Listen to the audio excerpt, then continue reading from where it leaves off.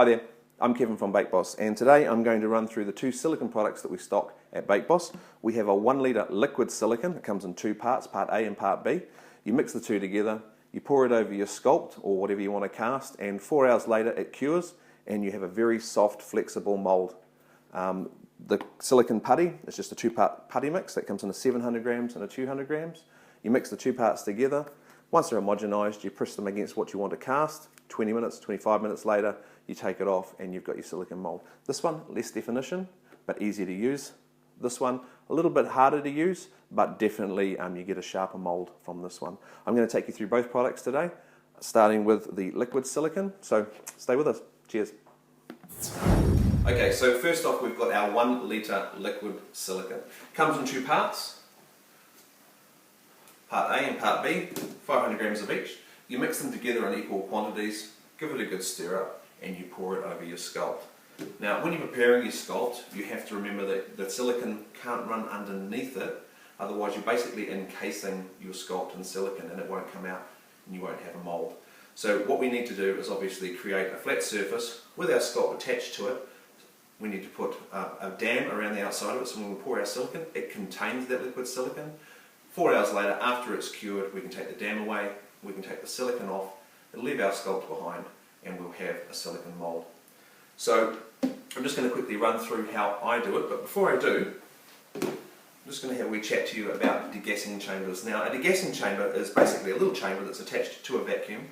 Professional mould makers mix their silicone up, they put it into one of these, they turn it on, and the vacuum draws any little air bubbles out of the silicone and brings them to the top. After about a minute they'll turn it off, and then their silicone's got no air in it. When they pour it over their mould, their sculpt, they end up with a perfect mould without any air bubbles in it. The beauty about the Bake Boss liquid silicone is that it's such a runny silicone that it doesn't hold the air bubbles and they freely float to the top. Obviously we're not going to get all of them out of there, but pretty much all of them. So you don't need one of these machines when you're dealing with Bake Boss liquid silicone. Takeaway container, old fondant buckets, anything like that. We keep them all, wash them all out because they make fantastic little vessels for mixing up your silicone in. Takeaway spoons, disposable spoons, one of those, so that we can just throw everything in the bin and we don't have to deal with cleaning up silicone because it can be quite messy. You can wear rubber gloves if you like. I'm not going to. I just normally use some sort of Solvo soap and get rid of all the silicone off my hands that way, but certainly rubber gloves do help. When it comes to casting your mould, you've got a choice. You can actually free cast. Now if you were to free cast a face, I always suggest to people that it makes more sense for you to cast a face and take 4.5 hours to cast the face and cast your own silicone mould from that than it is to make 10 faces at 1.5 hours each. You can go back and, especially if you've cast your face from that silicone mould in modelling chocolate or gum paste, you can go back and open the mouth, squash the cheeks and open the eyes, do all sorts of things to it. If you buy a silicone mould, there's a good chance there's another 10,000 of those around the world, so you're actually just buying the same as everybody else. That's why I like to have my own silicone moulds, because they are my personal moulds that nobody else has got. I've got plasticine here, I've got special effects clay that they use in the effects industry, and I've also got some modelling chocolate. I choose to use modelling chocolate, one because it's food and it's what I have in my kitchen normally, and plus if you want anything like this you have to go out and buy it from a craft store and it's just another thing that you have to carry. When you make a sculpt out of modelling chocolate, you can use your modelling chocolate over and over again because the silicone isn't going to stick to it. If I'm doing really, really big jobs, then special effects clay is something that I perhaps consider. The only problem is that the silicone will pick up whatever you make. So if you make a beautifully burnished, shiny mould, when you put that silicone over the top, you're going to get a beautiful, smooth finish on the inside of your silicone mould. If it's a little bit rough, it's going to pick that up as well. The beauty with modelling chocolate is that you can go over it with a hairdryer and it melts the fat in the surface of the chocolate and you end up with a beautiful shine. It takes out all the fingerprints and any blemishes that are on your sculpt. If you're going to be using plasticine or special effects clay, you have to use mineral terps. Now it's a poison and you just go over it with a brush and it will actually melt the surface of your sculpt if you've used these two mediums, and then you can go back over with the back of a spoon or something like that and burnish it and make it nice and shiny. So a little bit more work doing this. This is the way that professionals do it out in the special effects industry and professional mould makers. We're none of those. We're pastry chefs and bakers and cake decorators. So Modelling chocolate's the way I go, only because I have it on hand, and it's, again, I'm not having to bring chemicals into the kitchen that I don't want in there. So bear with me and I'll get set up and I'll take you through the sculpt process and then I'll take you through the cast process. Okay, so our first little project, we're going to cast this fridge magnet. Now the magnets are sticking out the back there. I'm going to show you how to deal with those. We could break them off or risk breaking that little plaster magnet and also rendering the actual fridge magnet useless. So I'm going to show you how to cast one of these and keep the magnets on. I've got a tile, costs around about 50 cents to $1 from a hardware store. I like working on these because they're nice and rigid, means I can pick up my work and move them after I poured my liquid silicone. Remember, it takes 4 hours to set. It's quite handy to be able to move them if they're in the way. And I've got my modelling chocolate and the pasta machine here. So I'm just going to break off some of the modelling chocolate. Now I'm going to do this in real time so you can just see how easy and quick it is. I will cut away to a close-up so you can see, but I will be doing it in real time. Just take some of my modelling chocolate. I put it through on its thickest setting, so it's probably about 2mm thick. And I'm just going to push it onto my tile and trim that up. Now, it doesn't have to be perfect. This is not our mould, this is the bottom of our mould. I'm going to take my fridge magnet with the magnets there and I'm going to push it into the modelling chocolate. I'm going to push it so hard that it actually pushes the outside of our form into the modelling chocolate as well. I'll do a close-up of this so you can see exactly what I mean. I've pushed it so hard into that there's no gaps under the fridge magnet now. It's all sealed around this piece of the modelling chocolate. The magnets have submerged into this. That means that when I pour this liquid silicone, it can't go under my mould, which is key. I'm going to take another piece of our modelling chocolate. This time I'm going to put it through long ways so I can get a nice long skinny piece.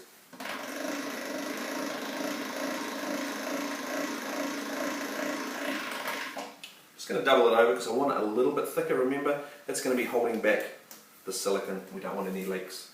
And I'll just trim that so it's twice the thickness of the thickest setting on your pasta machine. There you go.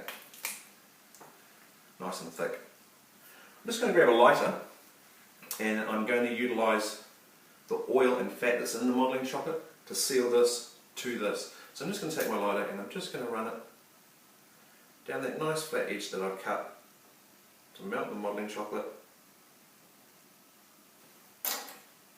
Taking this, I'm just going to wrap it around my magnet, trim it off so that I can join it.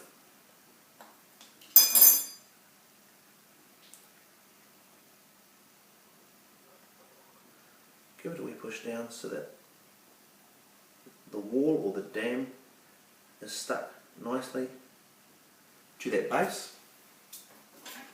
And now we have a wall around our fridge magnet so the silicone can't go anywhere. We've got our fridge magnet stuck to a base so it can't go anywhere. Now it's just going to be a simple job of making sure that that's perfectly sealed around the outside and then pouring our silicone on the top. Okay, so here's our magnet stuck to our modelling chocolate with the dam of modelling chocolate around the outside.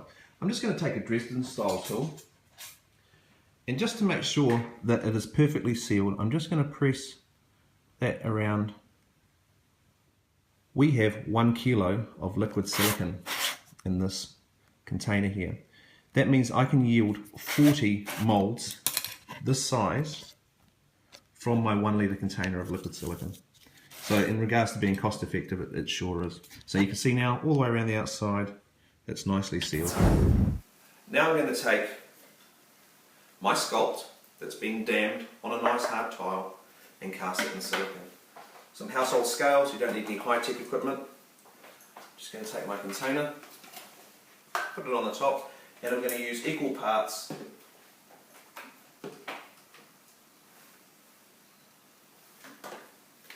of part A and part B. Now I know this is going to take about 25 grams, so I'll just put 15 of each and just to be sure.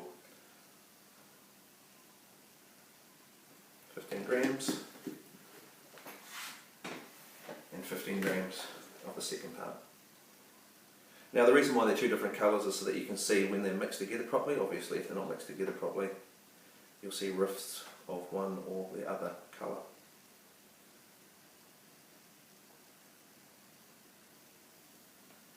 There you go, it's not rocket science. 30 grams. Just going to take my spoon now and mix that up. I'm just going to mix it up and make sure that I can't see just blue and I can't see rifts of the clear.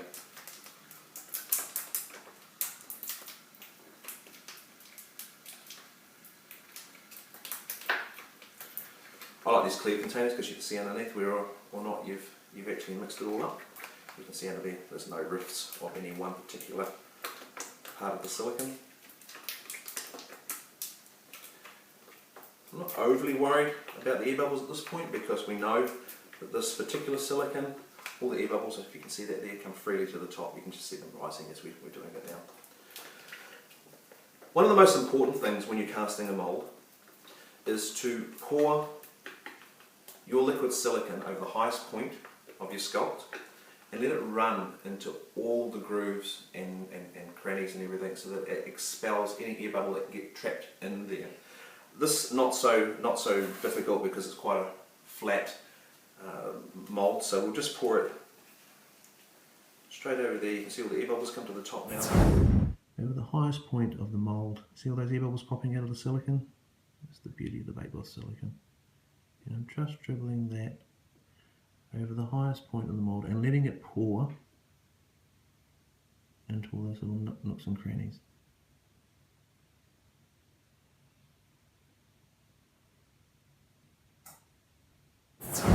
Okay, so because we used a tile, it's nice and rigid, we can lift this up and put it somewhere else. Remember, if you've got marble benches, to just put something underneath these tiles. They're terracotta and they're unsealed on the back. We don't want to scratch your table. So in 4 hours time, we'll be able to demould that and we'll have our 25 gram silicone mould. That's that easy. Okay, so for our second project, we've got a face or a sculpt that you might have made, one that you've made out of modelling chocolate, plasticine, or special effects clay, depending on which medium you want to work in. Like I said before, if you use the latter two, then you're going to end up having to use turbs to get a nice smooth finish. I've used modelling chocolate because I can get most of the fingerprints out with a hairdryer and blemishes, and I'll also get a nice smooth finish so that when I cast my silicone mould's got a nice perfect smooth finish on the inside of the mould as well. I've taken my sculpt, heated it with a lighter, fused it to one of these tiles. Stuck on there now, and I've gone around with a Dresden style tool, again sealing all the edges and making sure that no silicone can go underneath or undercut my sculpt and encase it in silicone. So that means that when I pull the silicone off, it leaves the sculpt behind and I've got a perfect mould.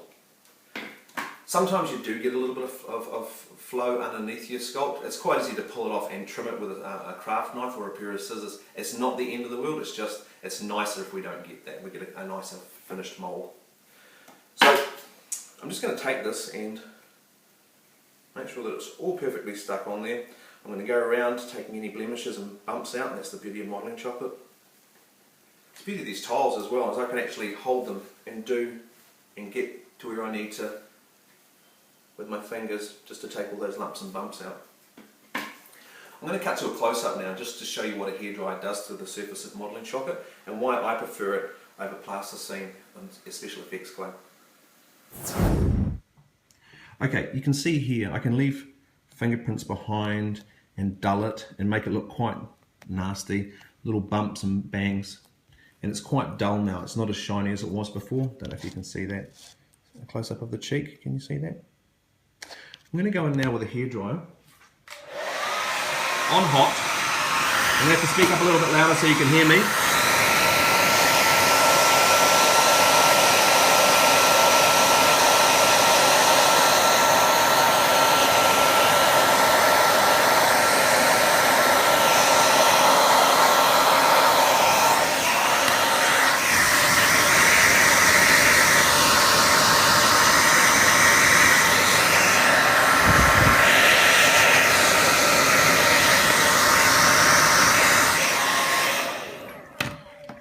Hopefully you can see this now. So I've gone through with my hairdryer and softened the surface, and I can actually just, by dragging my finger over the top there now, I can actually get rid of any unwanted marks, creases or anything like that. Polish it up with my fingers. Go back over it with a hairdryer if I want to get those fingerprints off. But you can see now that that is beautifully smooth and will translate to my mould when I cast it. I'm just going to take some more modelling chocolate and I'm going to pass it through our pasta machine. Remember, the stuff doesn't get wasted, you can use it again and again because the silicone is not going to stick to it. So I've just got a bag of modelling chocolate that I use just for sculpting and casting in silicone.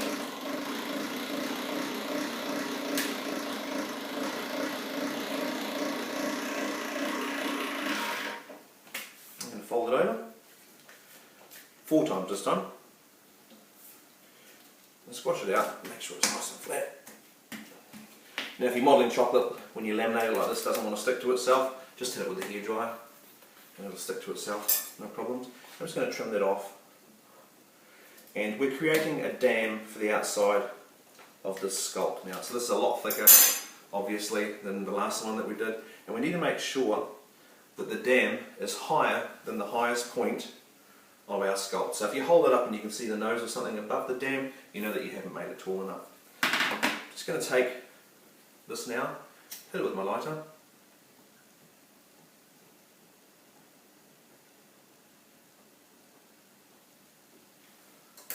While that's melted, I'm just going to attach that to my tile, like so.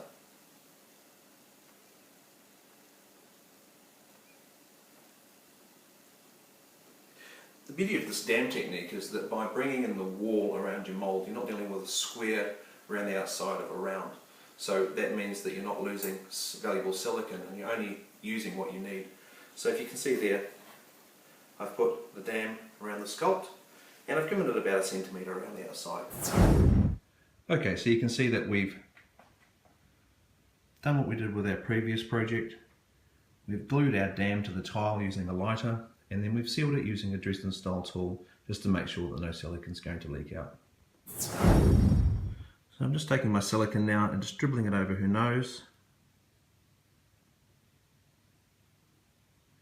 letting it run over her mouth and into her eye sockets, and that's going to be pushing all the air bubbles out and expelling the air so we don't have any air bubbles on the surface of our sculpt. Just going to run that down her neck now, onto her chest. And then once it's completely covered, I'm just going to top the whole thing up. This is why I said to you about the tiles, they're nice and rigid. Now I want to be able to move this, it's very, very full, so we don't want to spill it, so by putting it on something rigid like a tile, I'm able to lift it up and put it somewhere else. Just a couple of little things. You can't cast silicone off silicone, it wants to stick to itself. So don't think that you can take all your veiners and all your petal moulds and things like that and cast them in silicone. That's not how it works. You'll end up ruining them and you'll have to throw them away. What you can do is cast your silicone veiners and things in plaster and then seal the plaster with something and then take a cast off your plaster. So what we use,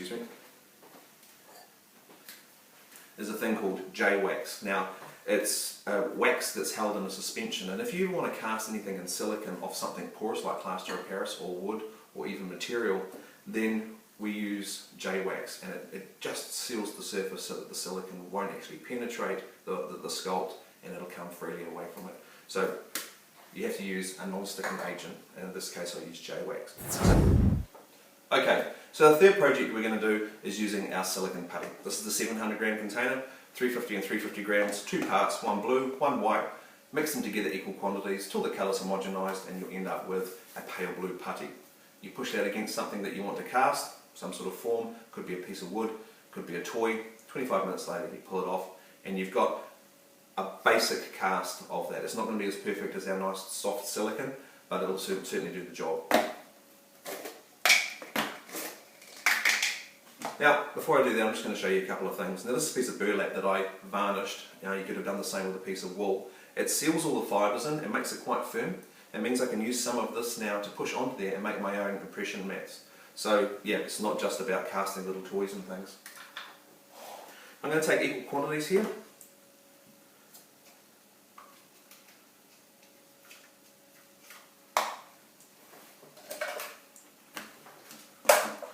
Weigh it on my household scales.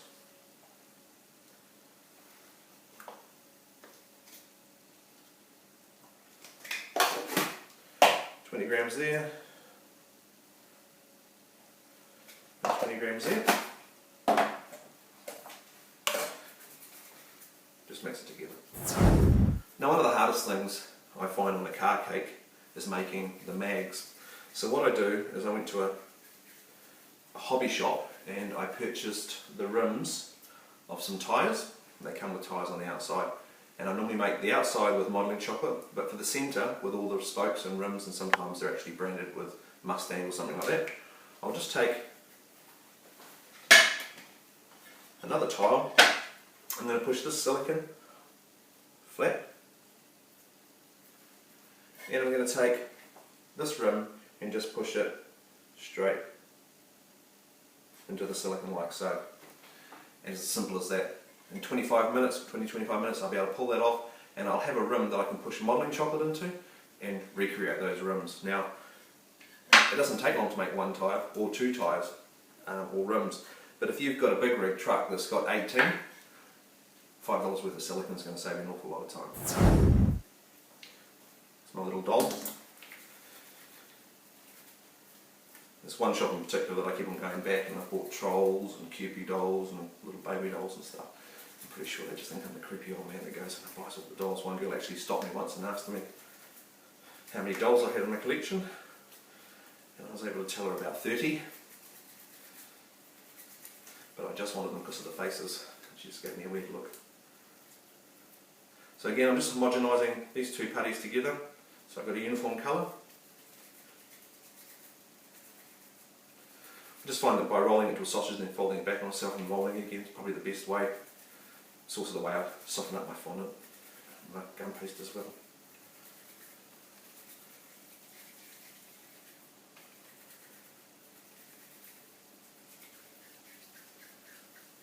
Now I'm just rolling that like I would roll a piece of bread dough, so I can get it nice and round. It also expels a lot of the air bubbles too. If you don't know how to do that, just push it like that by pushing it underneath itself, and that will normally bring all the air bubbles to the surface, if there are any. There's one there. So I want to be able to make sure that I've got a nice smooth piece of silicone, no cracks or cuts or blemishes in it. What I'm going to do is I'm going to push this onto the mouth first. And I'm just going to use the heel of my hand to roll the silicone onto the face. Now I've got the mouth and the nose. There's a gap there where the eye is and a gap there where the eye is. That's deliberate. I'm going to roll that onto the forehead, like so. And then I'm going to roll out, and that's going to push the air bubbles out of those eye sockets. If I trap the air in there, that means that there's not going to be any room for the silicone to go, and I'll end up getting no definition around the eyes. So this is the only way you can expel the air, is by rolling it onto your mould. Your cast.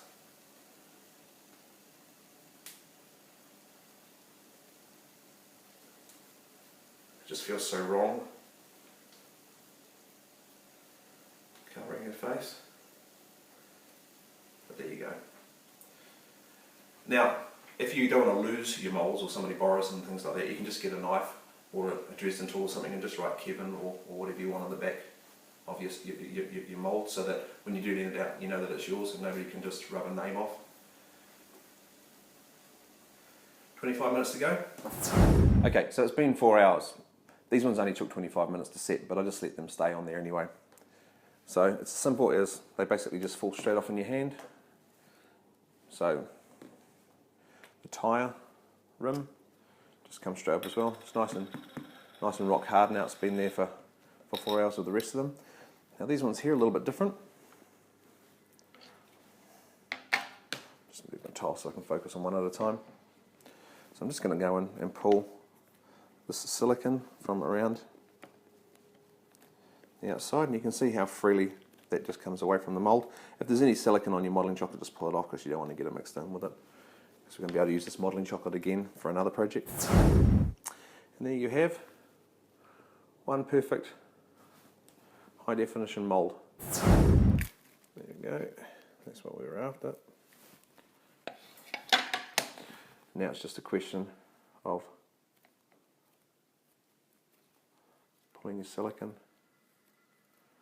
away from your modelling chocolate cast. So I'm just going to reach in there. Just Start pulling that modelling chocolate away as well.